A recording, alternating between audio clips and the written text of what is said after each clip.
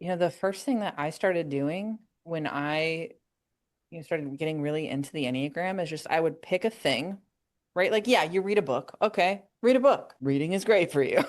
But like I'd read a book and I'd like just I'd pick one thing. Then I would just watch for it throughout the day. So it's a training of awareness. And in that respect, I guess it could feel kind of heady, but it was really like, okay, I want to watch how this plays out in my life.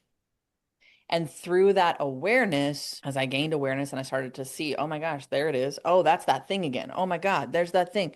There's that thing I was looking for. Oh my gosh, like I'm running this pattern all the time. And if we can catch ourselves in the pattern, in the act, right? Like as we're living our lives, not just like reading a book or talking to a coach, but if we can catch ourselves in the act, then suddenly, Gurdjieff talks about it in three steps. He says, self-observe, right? We see the thing, non-identify, but we realize, okay, because we're seeing the thing, we're not the thing, right? I'm not that pattern. And then self-remember, I'm not that pattern, which means I can do something else if this pattern's not going to work.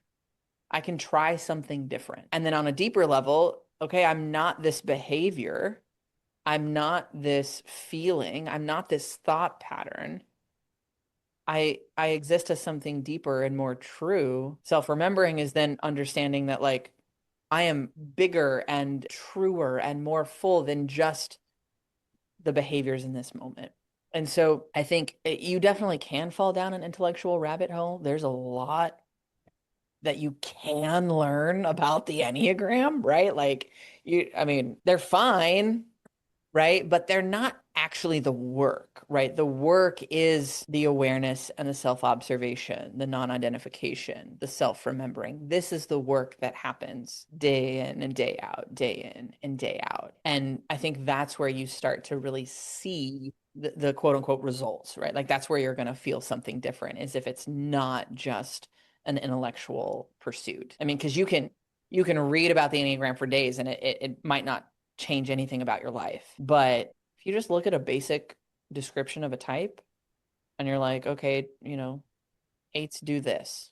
Okay, I'm going to watch for how I do this and understand that that's not my only option and that it might not even be the best option. It might not even be a good option. And then looking at like, okay, well then what could I do instead? Yeah. So it's like it certainly can be heady, but I think it's best if it's not.